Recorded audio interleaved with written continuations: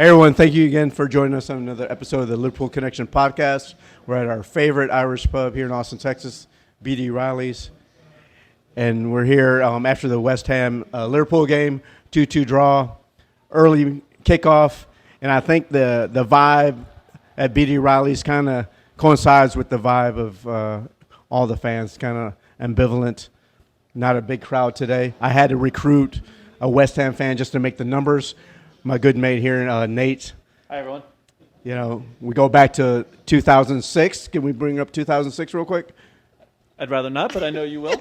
No, right. But we'll talk about that. For sure. Yeah. So let's talk about this game. You know, we go into this game. Liverpool still fighting for the title. You know, you win this game, you're joint top again, and they come into this, and I don't know. I don't see it. So from a opposing team standpoint, you're coming in the game. What are you thinking about this match? I mean, for a West Ham Liverpool game, it's the same every time we play. We know we're the underdog. We know any sort of result is going to be something. Last few years under Moyes, we know we're going to bunker down, hopefully score a couple on the counter, which is exactly what we did here. Any result we ever get against a team like Liverpool is going to be a good result. So please get a point out of it. Yeah, it was a typical West Ham Liverpool game. A lot of times if we don't get anything on the counter, we get down to 3-0 real fast on the bad side from a West Ham side. This one worked out for us today. You know, I always think going into playing West Ham, you got the bubbles. I think that just everybody's kind of just lowers their intensity. I mean, how can you be intense with bubbles fucking floating around? That is part of our strategy. That's a great strategy. Maybe we paint the locker room pink to take you out, make you a little softer. You know, it's a matchup of the two oldest managers here in the Premier League, and it kind of showed. But to me, it looked like a mid-table matchup. That Liverpool wasn't fighting for the top. They didn't play like they were fighting to go back to first place. It was like a mid-table game that everybody's just kind of going through the motions to end the season. Their mind is on Ibiza. They're ready to be on the beach, and it's weird. The Liverpool mindset right now.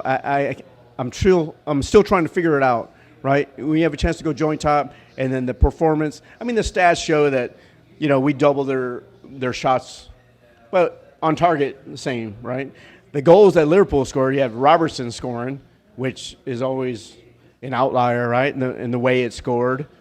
And then we scored another goal that went off like half your team that scored in the goal, right? So the triple bank shot that you had there, yeah. I called the triple bank on that one, by the way. But your goals, it really epitomize the frailties of Liverpool here in probably the last 6 weeks. Set pieces, we can't defend. We have a tall team, but for some reason we can't defend set pieces. And just like Everton midweek, West Ham are good at set pieces. You have Valencia up there, or Mikel Antonio, I'm sorry, not Valencia. But, I mean, he's the target man. And I don't know how we can let people's target man, where everybody, even here across the pond that we're supposedly don't know footy, we know who the target man is, and we can't defend that. Yeah. We're West Ham, especially a couple of years ago, but still today, we were really good at set pieces. While, every team, their center backs are going to come in there and be a threat on a set piece coming in from a corner or a set piece around the box. But we also have Antonio, we have Souček, and they are great on set pieces. The Antonio one, it came in the run of play. I think Antonio, he got in there, and he's the new center back for you, but he was marking him pretty good. And like Antonio had a small push on him, just got a step on him, floated it right over, and Antonio was there for that one. So that was a great play by West Ham. We are good at set pieces for sure. It was a good goal. The confidence in the team, it's weird because, the talking point going into the game probably is going to be that Salah didn't start, right? He's on the bench. And he didn't even get in until almost 70 minutes. Right after the second goal. And we'll talk about that here in a second. Klopp didn't really make a lot of changes. You had Endo coming back into the six, who I thought he played very well. And McAllister playing in there. But the lineup of Gakpo, Diaz, Elliott playing that front three. And I don't know if that was a message about Salah, and I think that really showed at the end when Salah came in that right now he and Klopp, there's something there, and we'll probably learn more about it. and probably not till after the season is over. But there's some tension there that we've never seen before on this Liverpool squad. Yeah. I can't speak much to that. I don't watch many Liverpool games. I watch definitely 2 a year, and then maybe another couple with you as the season goes on. I do know Salah has not, since coming back from injury, and he's not been the same. He's still great, but from everything that I've seen and heard, yeah, it's just a little something missing from him, that extra edge. Yeah, I thought Gravenberch played really well today. He had a lot of opportunities. He got his shots off, and I don't think we had over 70% possession for the game. But again, we're not finishing the chances. Not a lot of clear cut, but it's just there's something wrong that's a little off on this team. We, with all due respect, we should be going to West Ham, getting the 3 points, going back joint top, and putting the pressure on Arsenal. But now, we kind of shit the bed again. I agree. Liverpool didn't come out with the same intensity that I normally see them when they're playing West Ham. I mean, normally we are just under fire the entire game. And I know the bunker defense that West Ham plays, that is definitely our MO. We do that against Liverpool and City. We do that against Burnley and Wolves and Sheffield United. That is the way Moyes plays. But we didn't seem to be under attack as much as we normally are in Liverpool. Like, I'm normally at a Liverpool game, I'm just sitting there and just praying that none of these go in. And I never really felt under threat, other than Elliott. I think Elliott had a great game out on the right. He had the best chances for you, but I agree that Liverpool didn't seem to have that extra edge that they normally do against us. With Elliott, he's an honest player. He gives you 100% every single game. No matter if he's playing up front, he's not a true forward, wide right player. He's more of a 10. He doesn't play 10. Klopp doesn't really play with a 10. But he gives an honest effort every single game, and I wish that all the players did. And, I'm not going to name names. That there's some people that, like I said, I think they're ready for the season to be over. They're not putting the effort in, which is just crazy knowing that you could go joint top. And, I wanted to – so let's go into the situation here at the end. I know – so when your keeper got the ball, Ariel got the ball, there's no whistle, right? We're playing on. Anthony we're playing on. He puts the ball down, and then Gapco was going to go tap it in, and then Taylor blew the whistle. That's going to be the talking point a lot for this game. So I'm not sure what happened. I don't know why Taylor would blow the whistle, because he had never blown the whistle. They're already moving up to play. And any ideas about that? I don't. I don't know what happened. We were looking at it after the game. They studied it on TV, and we don't really know what happened.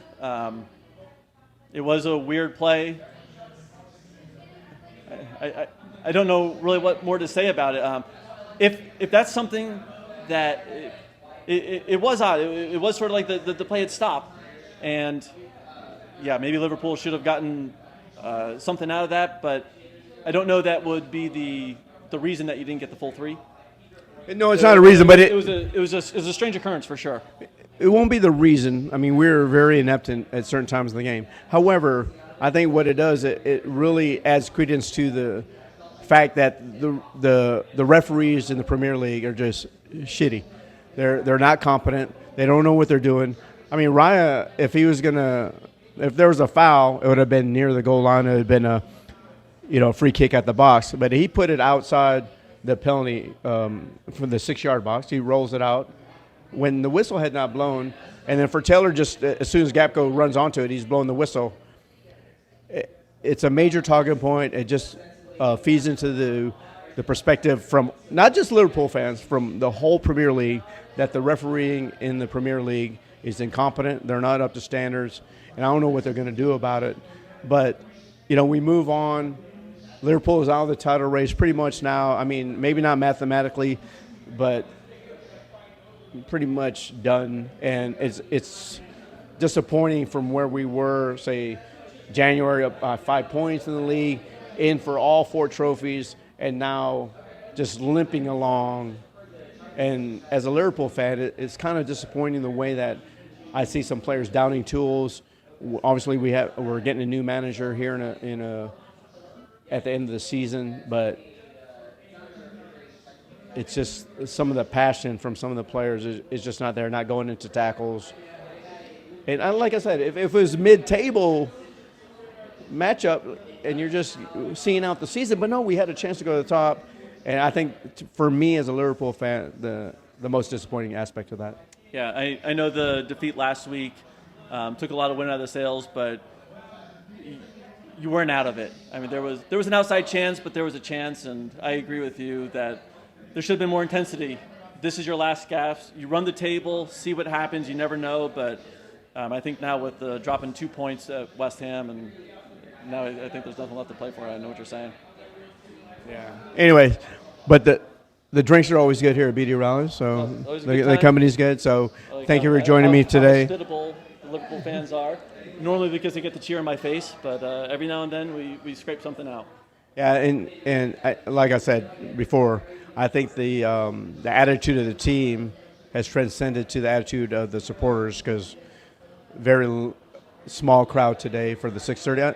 Even though it's a 6:30 matchup, usually we have bigger crowds. So I think the whole malaise is just transcending throughout, from the supporters to the players and then the whole club. I think everybody's just now wanting to start a new regime here after the season, and then just re-energize ourselves for that.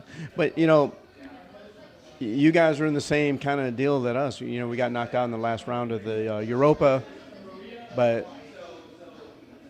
it's just, I don't know, I'm so disappointed. It's hard to put into the words the disappointing of the last 3 or 4 weeks, how Liverpool has performed. I mean, our goals were not anything to celebrate, even though we celebrated the triple bank shot somehow.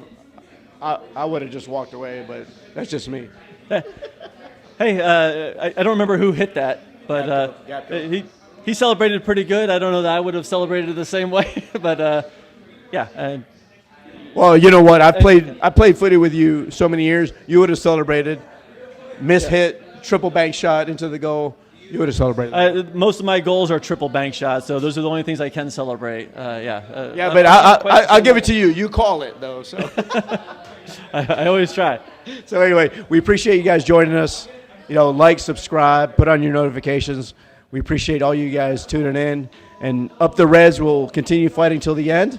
And we'll have better days moving forward. Cheers.